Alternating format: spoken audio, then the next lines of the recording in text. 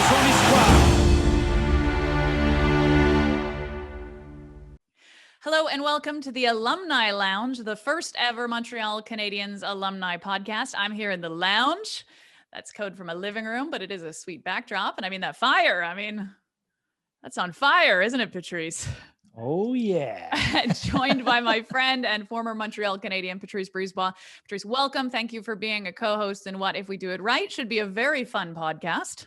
I'm sure it will be. And if we do it wrong, it still should be a very fun podcast. Yes. The Alumni Lounge brought to you by ScotiaAdvice Plus. A simple conversation today can help you reach your goals tomorrow only from Scotiabank. Now, in just a few minutes, we will chat with former Habs defenseman Sheldon Souray, find out what he's up to these days and reflect on his time with Montreal. But first, let's chat about what's going on with you. What are you up to these days and how are you staying sane in a time of COVID? I keep myself busy. I own a tire mechanic garage here in Montreal. I have a real estate project in Montreal Blanc. That keep me busy too. And work out almost every day because I'm 50 years old. So I want to keep the shape. But to be honest with you, Chantal, I miss traveling. That's for sure. What's the first place you're going to go to when the world opens up? Oh, me and my girlfriend, we have a condo in Florida. We love it's a beautiful place, but I would love to go back in Italy. Capri or something like that. It's so beautiful. That would be amazing. Bellissima. Yeah. That's all the Italian I know. Yes. What's your involvement with racing these days? You said something once that struck me, and it stuck with me forever, that when you are racing and when you have cars, you have a team, but at the end of the day, you're alone in the car, and you kind of liked that you're only depending on yourself. Such a shift from 18 seasons in the NHL, all those years being more of a spoke in the wheel. Yeah, you know what? I love playing hockey. It's a team sport, and you need everybody to win, and everybody have to perform. But in racing, racing is my second passion. And what I like about racing is it's a team sport because you have your engineer, you have your mechanic guy, you have the guys taking care of the tires, the gas. You have a little bunch of guys. But when you're in the car, you're all by yourself. All the decision, when are you braking, apex? So is that time to pass the guy? If somebody is following you, it's all, honestly, it's a great sport. It's a dangerous sport, an expensive sport, but you know what, Chantal, I love it. You can imagine. Now, reflecting back on your hockey career, you played in two different eras with the Canadiens. What was it like to experience both? You know what? Growing up in Montreal, it was a dream for me to play for Montreal. And when I got drafted in '89, I was a dream come true. But just get drafted, it's the one step. It doesn't mean you're going to make the team. But I work hard and follow my dream. And finally, I make the team, and it was special because all those years to see all those Stanley Cup in the 70s years, and from little boy from Montreal, finally make it in the NHL was something special. When Bob Gainey brought you back to Montreal in 07-08, and you got that standing ovation at the Bell Center, it must have been magic. It was Chantal, because my first 14 years, that I played with Montreal, the last two, it was kind of hard, and the fans was hard on me, and so that's why I signed with the Avalanche. I have two beautiful years with the Avalanche, but I came free agent, and that was funny because Bob Gainey called my agent Don Meehan, and so Donnie called me. He says, "I think you're gonna be happy." I'm like, "Why?" He said, "I just spoke with Bob Gainey, and he wants you back." I'm like, "What? Bob want me back?" And I'm honest with you, Chantal. I I didn't hesitate or something like that. I said, okay, good. I'm coming back. I didn't care about the money. I didn't care about anything. And a lot of people, they asking me, said, why did you come back? With all happened, to you. And I'm like, because I should never leave Montreal. Because I want to play all my career in Montreal. That was something for me. That was a goal. Like Jean Béliveau, Henri Richard, Bob Gain, all those guys, that's for me. They were my idol, and I want to do the same thing. It didn't happen, but that's why I came back. And that night, I didn't know how the defense is going to react. They're going to still booing me, or they're going to say, you know what, it's back. And that standing ovation, and I'm thinking about that, and I got sure it's I was so happy. I said, all right, I made the right decision to come back. You played with a few guys that went on to become coaches, including Guy Carbonneau, who was the head coach on your second stint. Was that weird? Like, how does the relationship change when a guy goes from being your buddy to your boss? Or is he like, no, everyone else, I'm their boss, but we're just friends? Yeah, but I always respect Carbo. Carbo was my first roommate at 19 years old. When I was junior with Drummondville, and Montreal Canadiens called me back, and my first roommate was Carbo. So always respect Carbo. Was my captain.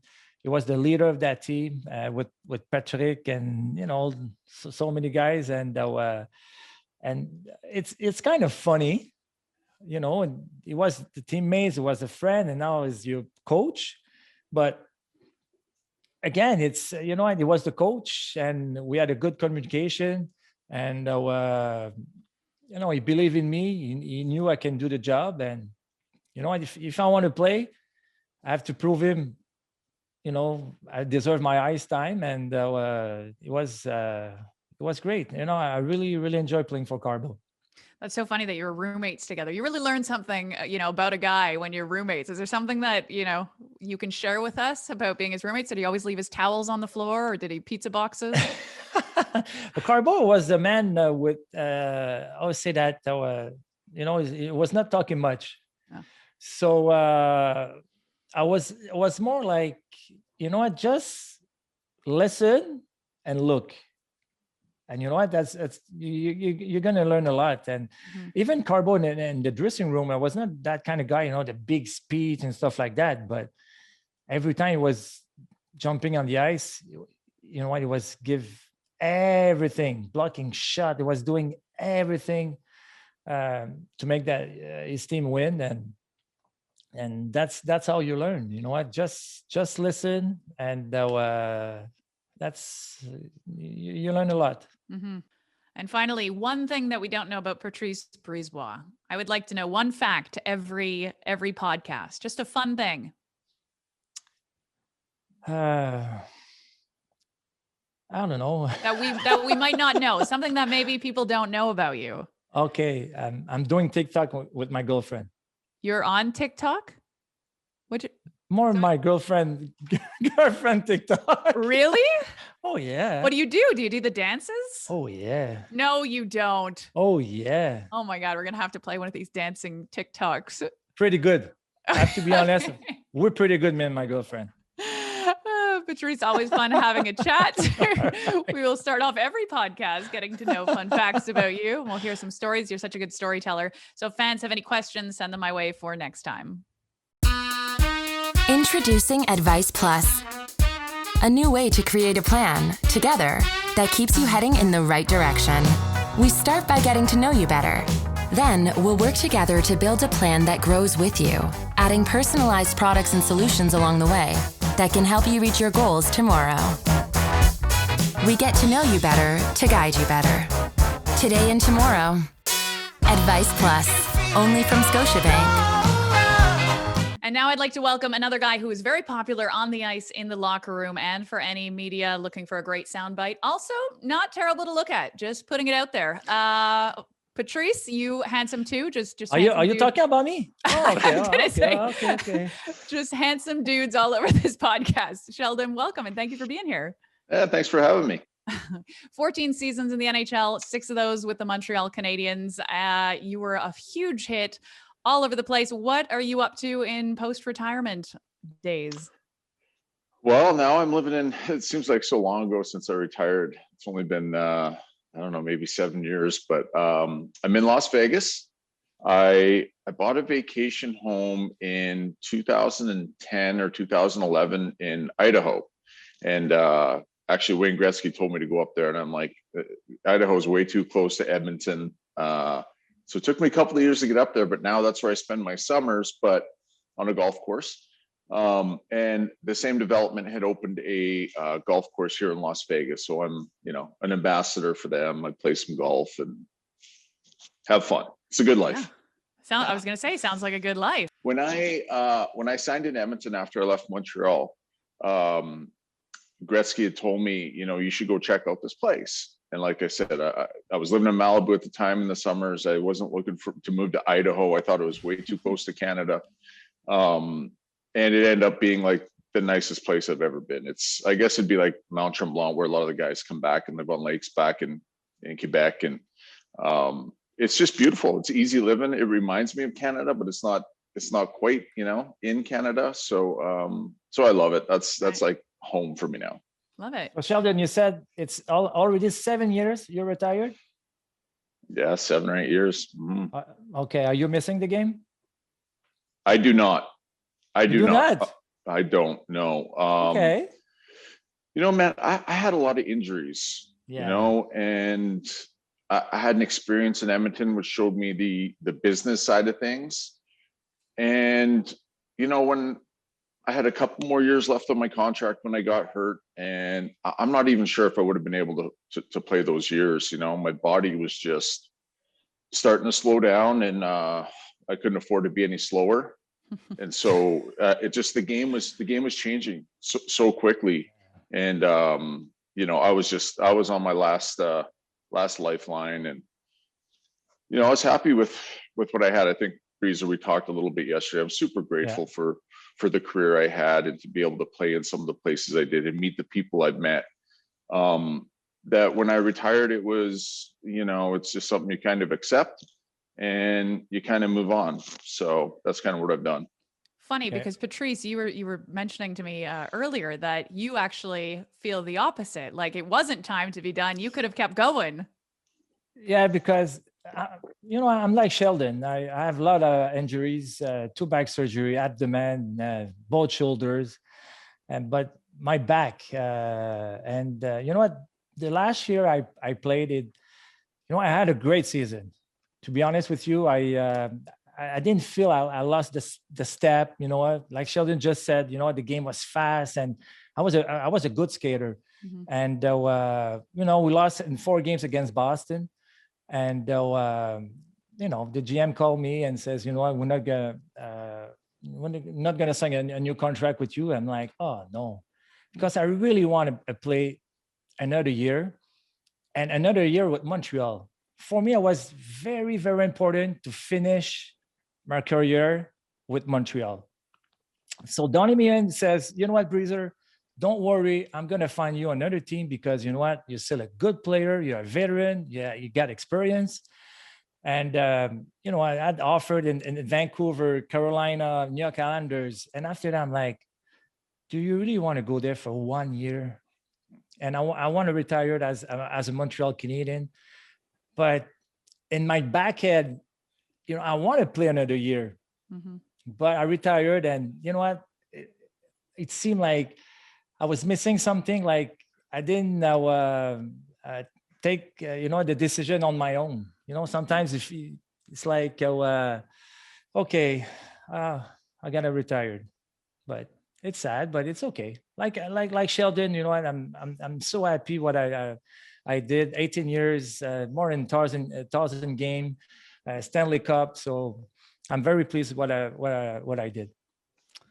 Yeah, exactly. Perspective is key, right? And looking back and reflecting back on your career, Sheldon, 3rd round pick by the Devils in the 94 draft. Then you had that epic slap shot, arrived in Montreal via trade in 2000, New Jersey's loss, our gain.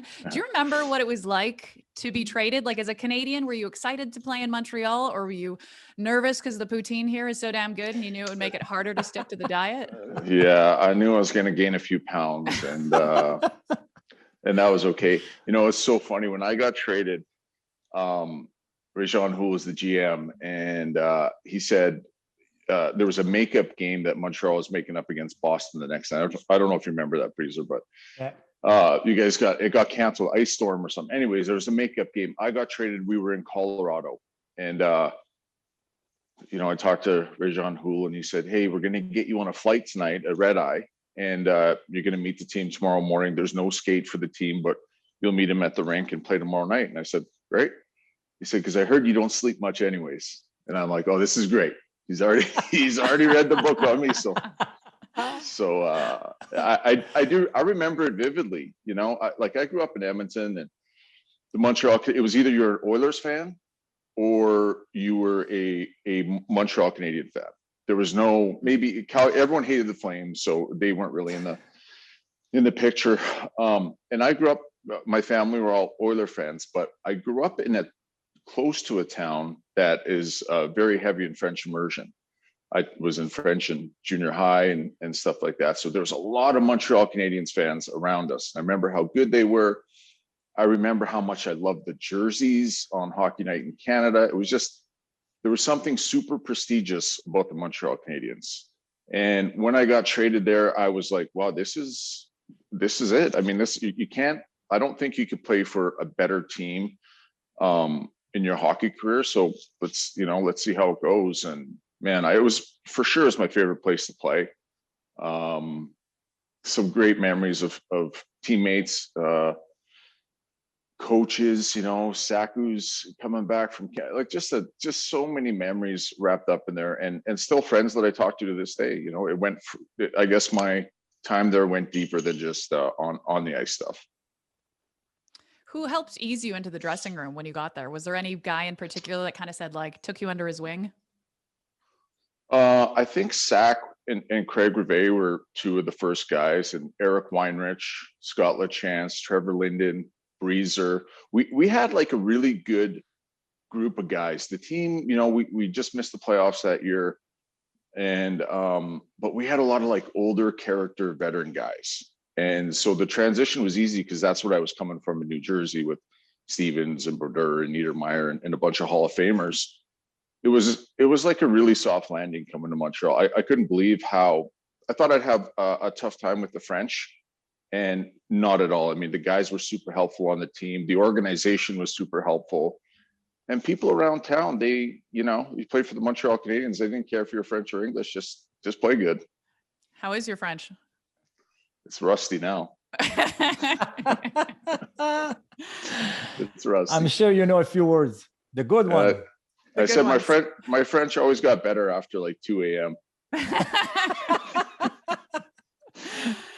Career high 26 goals in 06-07, 19 on the power play. The slap shot. Let's talk about the slap shot. One of the hardest in the league. If you valued your teeth, your bones, you wouldn't try to block it. A lot of people didn't. When you were a kid, did you just know that you were so much stronger than the other kids? And you're like, hey, I can shoot harder than these guys. Or when did you kind of realize like, I've got something special? Yeah, I don't think it's like knowing that you're stronger than other kids. I think, growing up, I knew what kind of body I had. I knew what my work ethic was. I knew what my want level was. And so like, there's some things that are pretty easy to do. Breezer was an awesome skater. That's not my strength, right? I could stand there and hammer a puck. I could stand up for my teammates. I could be a good guy in the dressing room. Like, just there was things that came easier for me than the skill part of it. And once I got to, I'd always had I guess kind of a heavy shot through juniors and stuff. And once I got to the NHL and I was in a system with New Jersey, that I wasn't going to play the power play. I mean, it just wasn't. That's not the player they were looking for. But Jacques Lemaire, he had a really good game. I'll never forget. I had a really good game one night against the Rangers, and we played it back to back. And he sat me out the next day. I thought he was calling me in his office in the morning to tell me how good I played. Get a pat on the back. And he said, "Hey, you're not playing tonight." And I'm like, "What?" He said, "You can do more. You have more to give. You have more skills, and we don't need you just to be standing in front of the net and cross-checking guys to the ice." He goes, "You have to do more, and I want you to think about that." And that really changed like my whole perspective of things. It's like, okay, I do have more to give. I was enjoying being in the NHL, as Breezer knows. A lot of guys in Montreal know. it's a great lifestyle and people treat you great. And I love that, at the beginning, but then there's a point where it's like, all right, this is your job. You're getting paid for this. So, you have to make some changes in your life and some priorities. And I got an opportunity in Montreal a lot of guys got hurt. Breezer got hurt. Breezer was probably the reason why I got a chance on the power play. I remember I was sitting in the press box one night. Sheldon, I have a good story for you. Tell me. You know what? I don't know if you know about that. We were playing on the power play together because you know what? I went to see Claude Julien and tell him, you know what? Put Sheldon with me. With his shot, I'm going to feed him. And you know what? You'll see. People are going to get scared. People, he's got your show was unbelievable. And I said, you know what? Give him a chance. You know what? 1, 2, 3 games, and we see after. We have nothing to lose. We have nobody else anyway. Yep. And Claude Julien says, you know what, Breezer? You're right. You're right. So you start playing on the power play, and you know what? That's what you did. And I'm glad you think that about Jacques Lemaire, because you know what? If somebody knows about hockey, it's Jacques Lemaire. Yeah, exactly. And you see the potential with you, and I see it too. And and after that, you just you fly and score goals. And even Chantal, even in the practice, we're practicing the power play, and even on our own teammates, they were afraid because Sheldon was not shooting just to shoot the puck; he was shooting to score, and he was shooting high. So the guy said, I don't want to go in front of that. That guy's crazy. He's going to hurt me. He's going to, he doesn't know where to shoot, or he just blast the puck. And you wouldn't lay off at practice on the poor guys. Well, here's what I was told. And that's a good story, Breezer. Thank you for that. So I owe it all to you. I'll send you checks in the mail. But I remember I was hurt and I was sitting in the press box, and there was a couple scouts. I don't even think they knew who I was. And they said, you know what Montreal really needs? They need like a tough defenseman who can shoot the puck. And I'm sitting beside him and I'm like, wow, like I can be, I was hurt. I broke my wrist. And I was like, well, I think those are two things that I can do. I can't be Breezer and I can't be Andre Markov. But one thing I can do is when I come back, just make a commitment to trying to be better and helping out. And like Breezer said, whoever gave me the opportunity, it kind of fell out of nowhere. A couple guys got hurt. And I was told that the reason why I did that in practice and played is that the coaches we had, from Claude to Mike Terrian, they're like, you practice how you play. So, if you hit guys, that's your fault. But if they're standing in front of the net blocking the goal, you're not shooting to hit guys. I was shooting to miss them. And Breezer, I had 2 or 3 times, Sack was one of them. I think Kovalev was one of them, come swinging their sticks at me in practice. Like, they were they were a little mad, and they should have been, because we weren't trying to hurt anyone out there, but we were told to practice how we played. So, so that was a part, I think, of the success, is we weren't just fooling around in practice, like, making feather passes. And we were working hard on being good at the power play. Wow. Great story. Some of your favorite memories from being in Montreal. You touched on Saku Koivu, when he returned from having cancer in 2002, you guys were both there for that. I'd love to hear your experience of that, and then just other favorite memories. Oh man. I think the Saku coming back from cancer has got to be the most memorable. I think because emotional.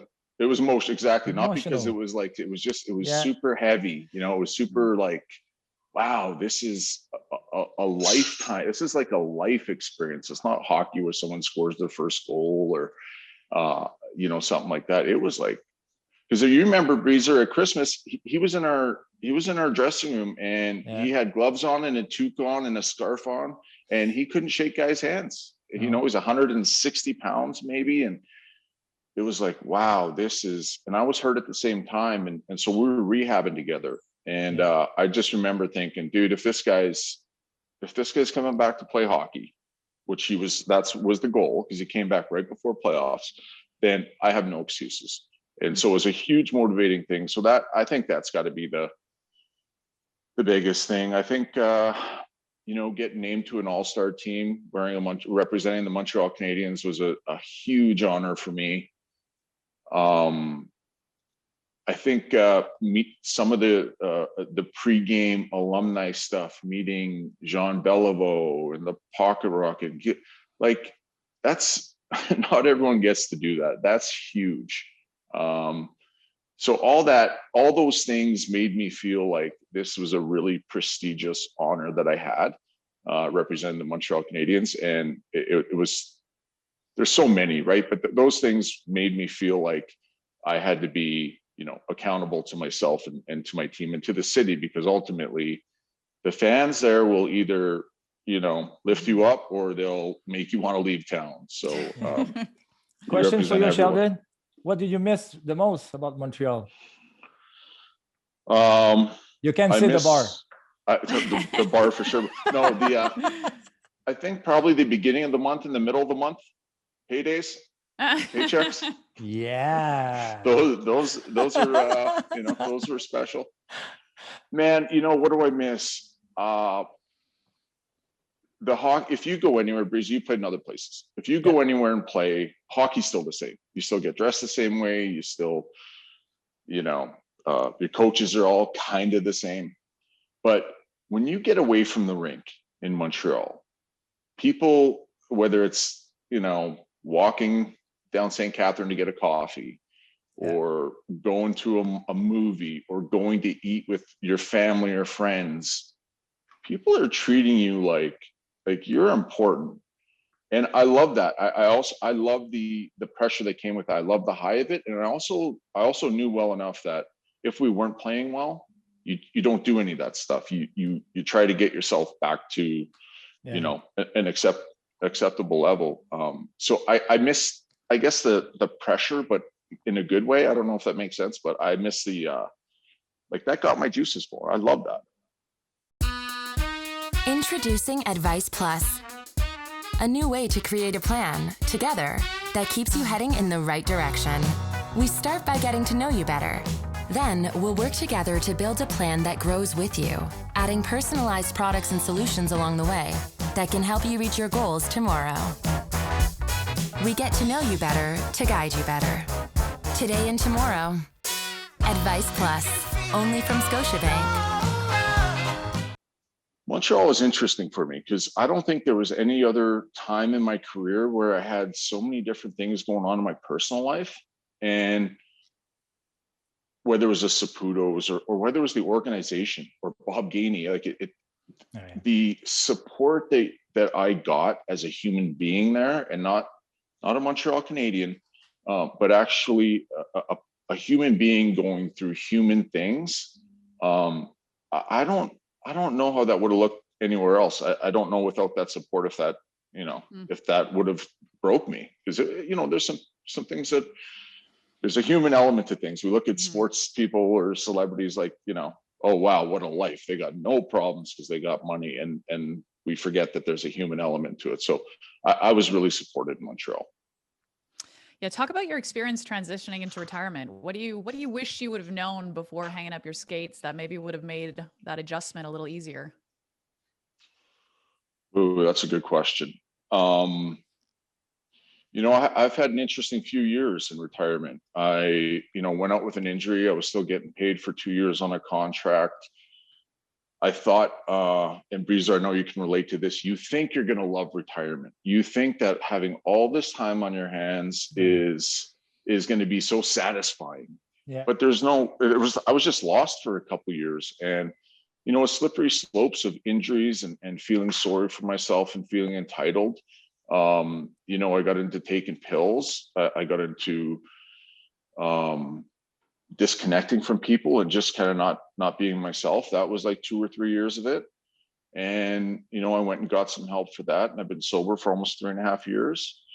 And yeah, thanks, man. It's been a wild ride. So, again, there's a lot of relationships I've made during hockey, that have helped me now to play golf and get a paycheck for it. I mean, that's just not real world stuff. And I'm super, super grateful for I guess, the path that I've been on. So what did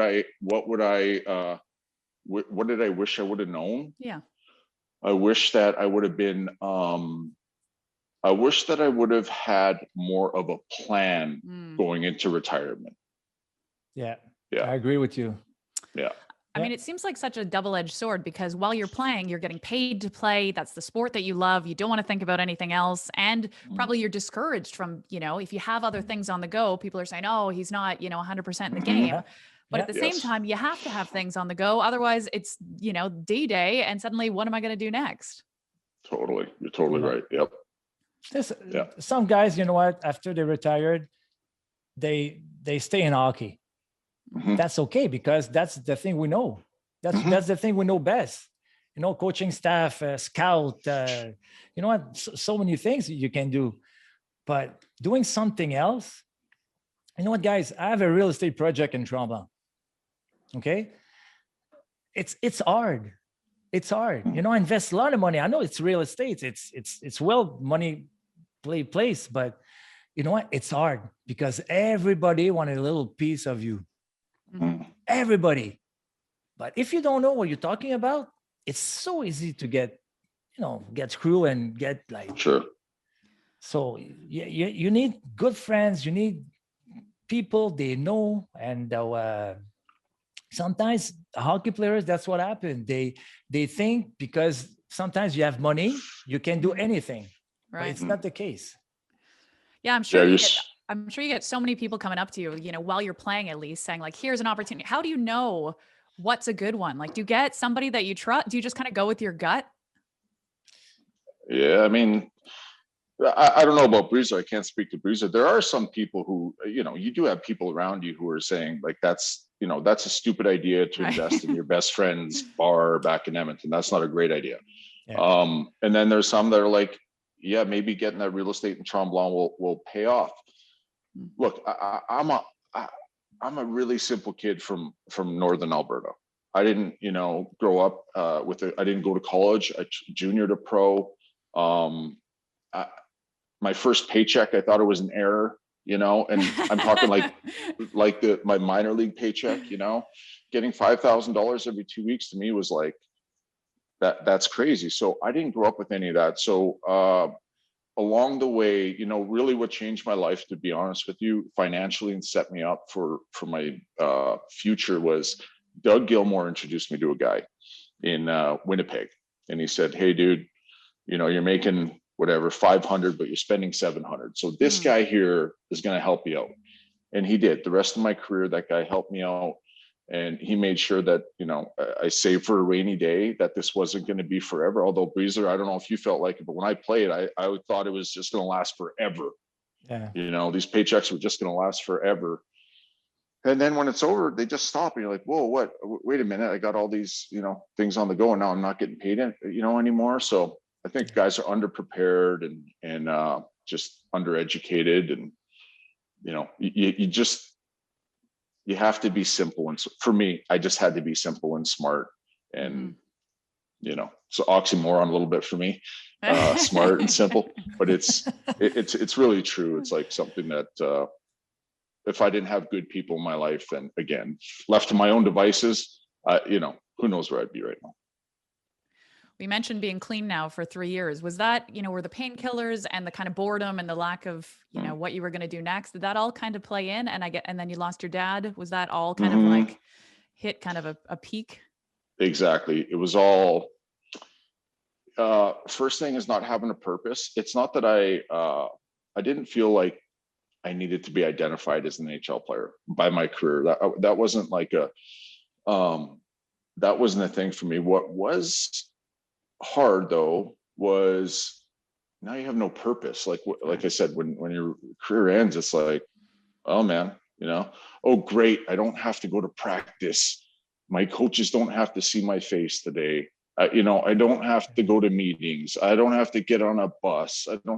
So again, I thought all this freedom was great. And then I had an excuse for it. I had a lot of injuries. And then I felt a little entitled to it. Hey, I've worked hard, no one's going to tell me what to do. And then I lost my dad. I was in a relationship I wasn't happy in. There was a bunch of things. And it just there's no way you could have ever sustained it. I'm glad I'm here talking to you guys today for sure. Some guys aren't as lucky. Some guys don't get the help. The NHLPA really helped me out, the Players Association. So, I mean, I guess I wouldn't want such a rough experience, but I'm glad I had the experience to know, like, that's okay, that's done. Now how do we, live the next 40 years? And what made you finally say, okay, it's time? I was just going to die. I just felt like that's the point I got to, was like, I don't think I can go another day, and it's hard. I mean, I guess asking for help was not ever my strong part. It wasn't like my strong suit. I always wanted to take care of guys and, hey man, toughen up and put a smile on your face. And that's kind of how I was raised too. You're going to cry, I'll give you something to cry about. So I was always carrying around this, like, anyways, asking for help was not something that was easy for me, but I'm glad I was smart enough to know that, if I didn't, then things would have, a lot of things I was thinking too, like, I got kids, like, my kids are the most important thing in the world to me. My mom, even though I lost my dad, I had a mom who's living, and my kids count on me. And it was just a thought that, like, wow, if I left and my kids had to go to school one day and explain that they didn't have or my mom, that would have been the most horrible thing I could have ever done, especially after being blessed with such a great life.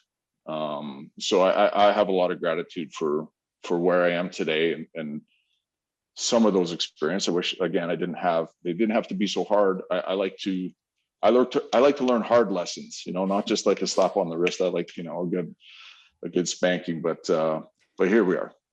You know what, Sheldon, I'm very proud of you. Thank you. Because it's not easy to talk about that. We proud, guy, you're 6'4", 230, you're a tough guy, you were fighting this and that, and to talk about that, you take a man. And I'm very, very, very proud of you. It's because, you know what, I've maybe not that hard like you, but I have very, very some difficulty too. And you mentioned one thing, I have 2 girls too. And I'm like, no, I can't do that. I can't, what? Because after your career, you came, I was so lost. Like, my marriage was going down, no work, feel like friends are, I don't know. Yeah. So many things like that. And like, totally. Oh boy. But you know what?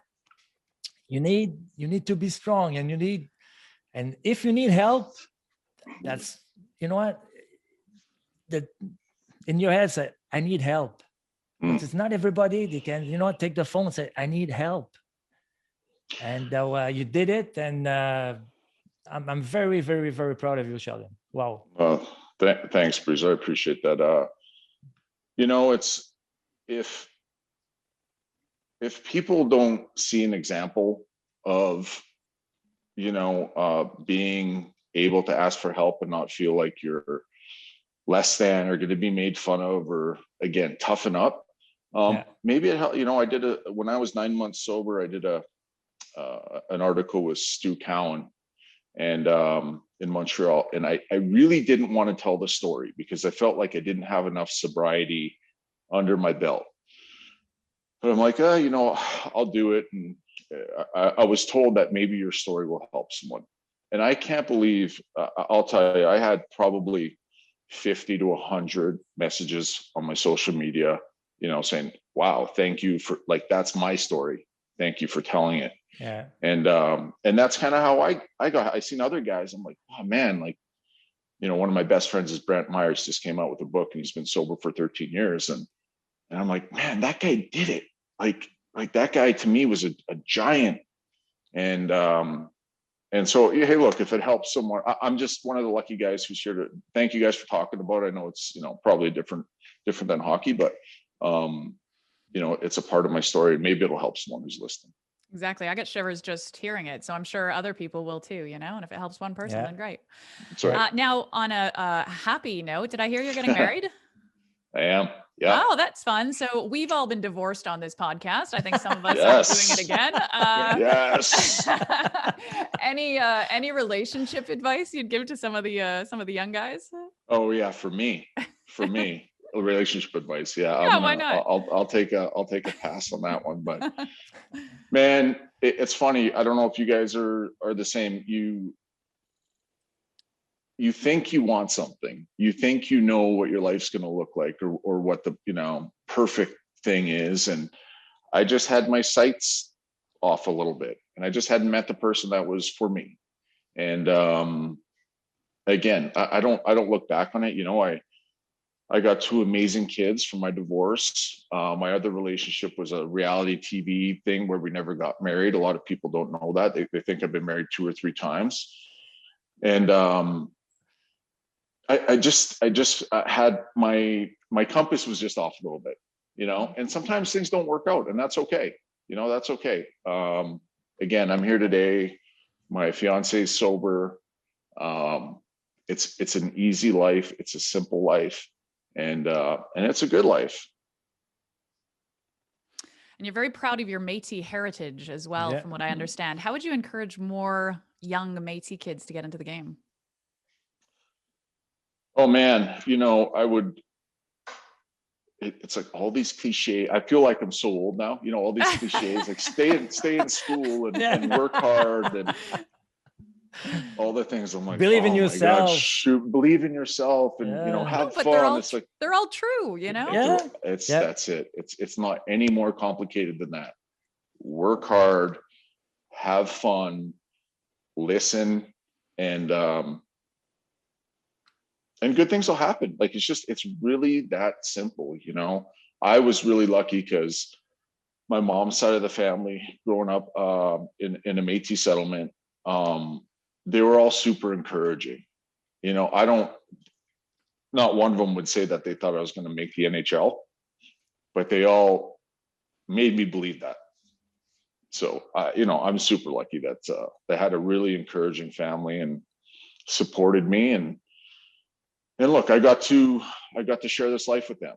Mm-hmm. I know my family and my uncles and my kids, they're all proud of my kids. Not so much. They don't care at all about the hockey part of it, but it's a blessing. I really, and I said it to Breezer yesterday, we talked for a minute, and I really do live in a lot of gratitude for a lot of my life and for sure my hockey career. I mean, how blessed are we, Breezer, to play 10 plus years in the best league in the world, and Madison Square Garden and Staples. I mean, there's just it's almost unbelievable for a kid like me from where I came from, but the proof is that that's it. It's super believable, right? Because I lived it. Sheldon, best player you play with and against? Best player, I would have to say skill wise. Yeah. Kovalev. Yeah. I agree. I don't even know if there's anybody who was actually close to him. I played with Timu and Scotty Steven, Marty Brodeur, but Koivu was just on another level of talent from what I seen. I didn't even like going against him in practice. I'm like, oh. Well, they didn't like going against you either. No, I think he did in practice. He just took a little wide route. Yeah, but Sheldon, that was my goal. You know what? Every practice, I want to go against Koivu. Yeah. Because if I stop Koivu, I can stop anybody else. That was my approach. That was like that. I played with you for a while. Practice want to play against the best. I know. Our best player, let's go. I played with you. I was your partner for a while, and you'd always say, we're up. And I'm like, oh, can't we just go against, can't we just go against Ojic and Steve Beijing? But No, Yeah. you're right, man. That's how, again, it goes back to like your practice habits. So we did, look, I wish we had more success in Montreal as far as playoffs and whatever. Yeah. We didn't. And that's like a big regret in my career, is that we weren't better and we didn't go further. Yeah. But man, I took some lessons from some of our coaches, right? Like Bob Gainey and Claude Julien, Jacques Lemaire, Larry Robinson, all guys who I respect the most, who've given me the most in my career, are all tied to the Montreal Canadiens. Larry and Jacques, before I even got to Montreal, they were my best coaches, and then I had Claude. And so we learned a lot of. Who was your best habits. coach? Jacques Lemaire. Why? Yeah. Because it was black or it was white. There was no head games. There was no guessing where you stood. You knew he was very, I wouldn't say a master communicator, but you knew where you stood, and you were in, you were out. But he was always, he had a real way of giving you the nut, like the backhanded kind of compliment, like little nudge, like, hey, you're not playing tonight because you're not giving us enough. You have more to give. Stuff like that, not like, you played terrible last night and we're going to give this other guy a chance. So stuff like that was, and Claude, much the same way. Bob Gainey, much the same way. Carbo was a lot like that too. Yeah. So, good guys, good coaches. Now, Scotiabank's one of the main sponsors of the Alumni Lounge, so it's fitting we talk about money. When you signed your first contract, what was your first big purchase? My first big purchase was a Jeep. Yeah. Both of you, two Jeep guys. Same thing. Yeah. I bought a Jeep. I signed my contract in 1994 after training camp. So there was a lockout that year, Breeze. I remember there was played a half a season. And I stayed with the Devils right up until the lockout happened. I signed a contract. I went back to juniors. Like I told you, I didn't have two nickels to rub together when I was a kid. So I get my signing bonus. I'm like, I called my agent at the time and I said, I think they got this wrong. Like, I think, and he's like, no, that's, and so I'm like, wow, this is unreal. So I went to this Jeep dealership. I was 18 years old and it was in Tri-Cities in Washington State. And I walked in and I was looking at this one Jeep on the showroom floor, and a guy comes over and he says, can I help you? And I said, yeah, I want to buy this Jeep right here. He said, no, this is the top of the line, whatever, Renegade Sahara edition. He goes, we have some other ones over here. I go, I want this one. And he goes, okay. So the manager comes over and he says, can I help you? And I said, hey, I want to buy this thing. And he says, it's sticker price, whatever it was, 30 grand or 35,000. I said, oh yeah. So I looked at the number and I said, okay. So I went to the bank and I said, hey, I need $35,000. This is 94 and 18 years old. And this lady looked at me, she goes, well, we don't have like $35,000 here. Come back on Wednesday or Thursday. So I go back anyways. And I walked back into that dealership and I had a brown paper bag with 35 grand on it, in it. And the true story, I walk in and I put it on. I go, hey, is that, the manager Warren or whatever here? Yeah, he's over there. So I walked in and I put this paper bag on his desk and I said, there you go. There's 35 grand cash. I'm taking that Jeep. He goes, it's about 38 grand because the taxes. I'm like, no. I'll be right back. I had no idea about finances. I said, I'll be back in 2 hours. I had to go back and get some more money for the taxes. I'm such an idiot. Same. I have the same story. Got my signing bonus, 50 grand. I went to buy a Jeep and I'm 18 years old and I have a brand new car. My dad, who worked all his life, never had a brand new car in his life. But a few years after, I make a little bit more money. I bought a brand new car to my dad. Yeah, that's nice. Yeah. Exactly. I paid my parents' bills and I bought a Jeep.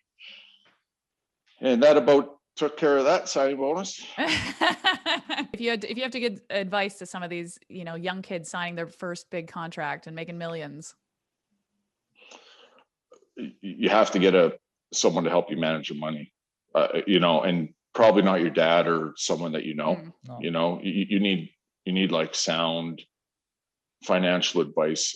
Probably when Breezer and I were coming up, it was a little harder to, like, everyone was an investment guy, but harder to find probably someone that you could really, trust. Nowadays, I think you can pretty much count on your agent knowing two or three guys that that would gladly help you out, help you preserve some of that, because like I said earlier, it ends, and a lot of guys are just caught standing there going, wow, now what? And that's probably a pretty scary and dangerous position to be in. Yeah. Now, I'm a huge country music fan. I understand that you have some ties to country music somehow. Is that right? You have like Dierks Bentley's guitar. Is that right? I do. Dierks is a good buddy of mine. Tell me everything. Man, they say don't meet your heroes. And that's not necessarily true, because a lot of the guys I've met in hockey were awesome. And this guy is, he's a huge hockey fan. I actually met him. I was at the Country Music Awards, and I had another friend that I was a country guy, and he invited me to this party. And Dierks was there, and Dierks came up to me and he said, "Hey man, I'm a big fan." And I go, who put you up to this? Right. And he's like, "No, I'm a huge hockey fan." He was just kind of starting out. Might've been like 2007 or somewhere around there. And we just been friendly ever since. His son is now into hockey, and, he sends me videos of his son. And, it's probably like anything else. You guys know what we see on stage is great. And that's what people see. It's like, oh, wow. Right. And then you take that off and you leave the dressing room and you're just a completely different person. And that's a rock solid dude. And do you still follow the game from Vegas? I've been all the Golden Knights guys. Like, I haven't watched hockey since I retired, really. Oh, really? But then moving back here. Yeah. Pacioretty and Fleury. I sold Fleury in my old house when I moved here. Oh, that's cool. When I moved from here, he moved here, and I sold him my house. And so I've kind of kept in touch with those guys. And so there's like a suburb of Vegas that's, I guess like living on the south shore of Montreal or whatever. So no one ever goes there. They come in town and they go to Vegas. And that's like, they do all the Vegas things, a show or the nightclubs or the date, whatever it is. But like 15 minutes away is a really cool side of this town. Sheldon, you've been a delight. Do you have anything else you would like to tell us, to share with us, to tell the people before we go? No, I thank you guys for taking the time and talking to me. I appreciate it. I know we got a little off track there, but I guess it's part of my story. And Breezer, thank you for the kind words. It's great seeing you again. And I appreciate you getting me on the power play back in 2002. Now well deserved. Now I know. Yeah. Got one more story to tell. You owe everything to Patrice Brisebois. That's right. That's right. That's my next tattoo. Yeah. Sheldon, thank you so much for being here. Thank you guys. I appreciate it. Thank you, Sheldon. Thank you.